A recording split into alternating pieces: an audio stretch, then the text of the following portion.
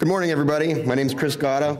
I've been in part of the union now since May 2014. My first call was Hydro One. Before that, I was all non-union. Therefore, when I first started with CUSW, I did see a lot, and I truly believe in what we're trying to do here. So with that, in September 2016, I took the role on as the Recruitment and Referral Coordinator. With that came a lot of learning. As we all know, I'm an electrician. I am not an expert in university and all that good jazz. Therefore, this was quite the learning curve coming off the tools. With that being said, back in September 2016, we reviewed all the processes for the recruitment and the referral system with a lot of mentorship from the NEB board.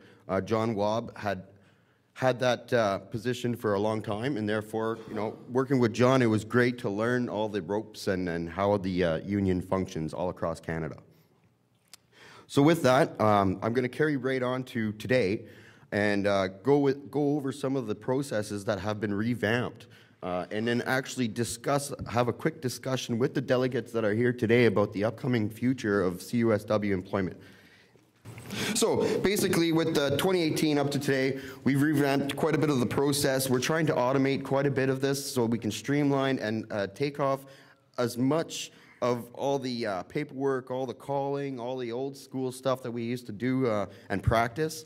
And that's what we're trying to move forward as we grow. It streamlines the applications, the resumes, the referrals, the national database altogether is being built and revamped as well, upgraded by GB Soft. Rick and Andrew over there, good job, guys. Mary and Allen, Dispatch, right? We worked in Linda for National, Michelle Morissette out in BC. Therefore, we're working all together as a big team to automate this and make this as professional and easy as possible so that when a member gets referred, they know what's going on, they get the proper emails, and the right people are notified. So the 2018 recruitment process review here is basically what we've done together as a team to streamline and automate the process. So the applicants apply via the online link now. That has changed. That's one of the biggest changes that's happened on our website, was basically how a member or an applicant would apply to the union. So beforehand, they would go directly to the website and submit a resume directly to recruit@CUSW.ca. And today, how we've changed that is we have now unit recruiters of the specified geographical area receive all information using the form stack indentured emails. So if you guys are recruiting committee members today sitting here, you have noticed now that we have moved from the resumes being in the portal to you actually receiving all the information required to do the actual interview. So that's all in one email. It's nice and streamlined, and it's actually specified to the geographical area of your region. That way there, we're not going back and forth and having somebody manually move all these documents over, and it's very timely. So automation of the information is critical. It speeds up the process twofold. The unit recruiters can now manage their recruitment portal with the received applications as they so choose to do so, which gives basically the onus on the recruiters to conduct the way they want. So the next item that we've been working on quite a bit is the resources for the recruiters. Basically, we have the CUSW Recruitment Guide. That has been revamped in 2017. It's all accessible for all the recruitment committee members, and it's on the website, and you could go there into the resource tab. The email template for contacting applicants. So Russell Campbell came on in October 2017, and he really helped out quite a bit. And with all that being said, we revamped the way we manage contacting applicants who apply. So basically, we streamlined it so that we can have a direct email so the applicant actually fills out all the information, whereas before the recruiter had to do all that and then contact every single individual. So now that's been streamlined quite a bit, and some of the feedback I've heard, it works really well. The new interview record, that's your interview sheet itself. That's been revamped. We've been working on that a number of times throughout the last 2 years. And Up to today's date, Russell Campbell did a really good job on that, helping us out with this, and we're currently using that. So all the resources can be found on the resource tab in the recruitment portal. So if you do have access to that, it's there. If you need help, questions, anything like that, I'm here to help, and we can work together as a team in order to accomplish this task. So I just want to talk a little bit about the membership interview real fast. The recruiters today in CUSW, we need to ensure that we are interviewing for a membership rather than one particular employer. That is critical because a lot of the questions come up where, I'm an electrician and I have a plumber in front of me and that's who we're interviewing. Well, it's a membership first. Therefore, the interview sheet refers directly to the membership. We can go into a little bit of details on the experience of the skilled trade, or it may also be an active member. Therefore, the interview record sheet has been built to surround the membership and not one specific skill. The next part, I want to discuss the welcome package for approved member status.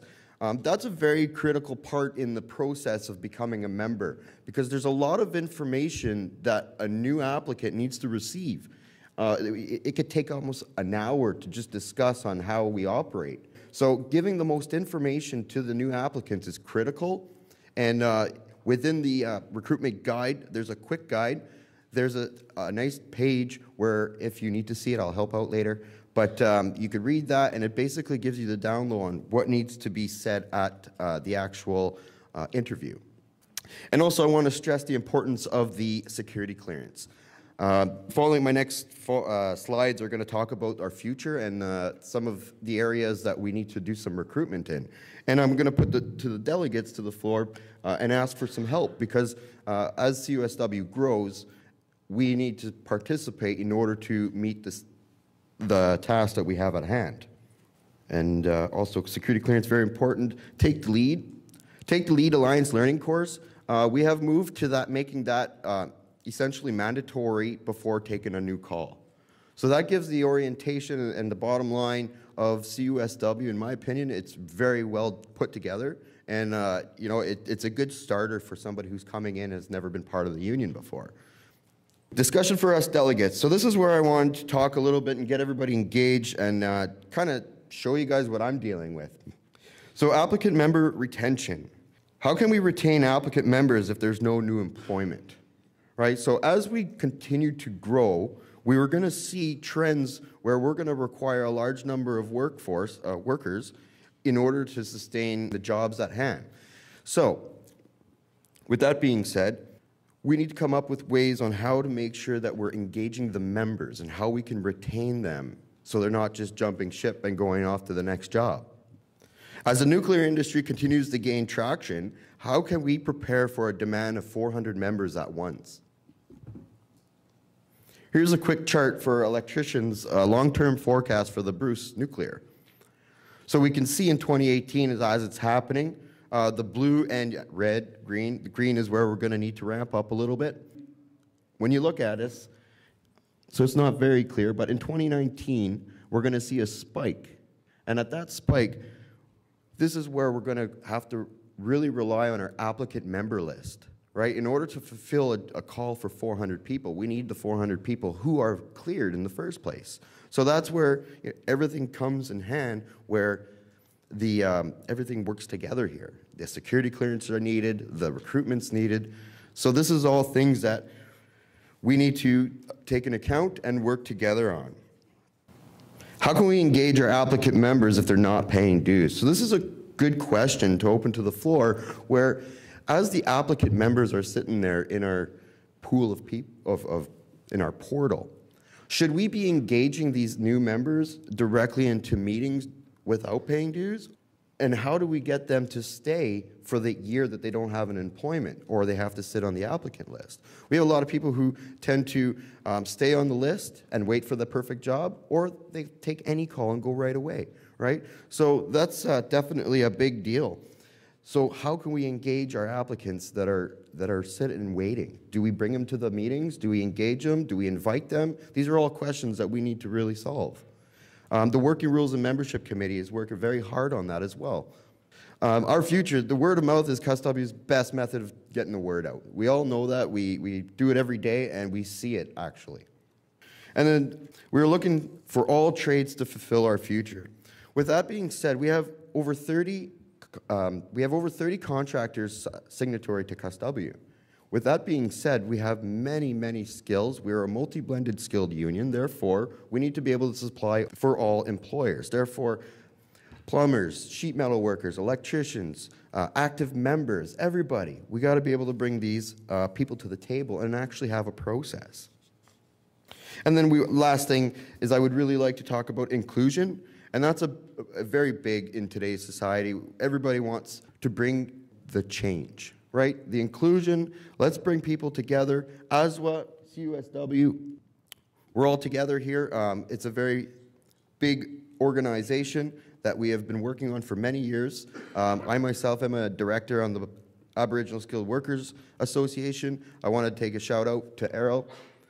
He's done a great job, Errol, out there. He's at the back.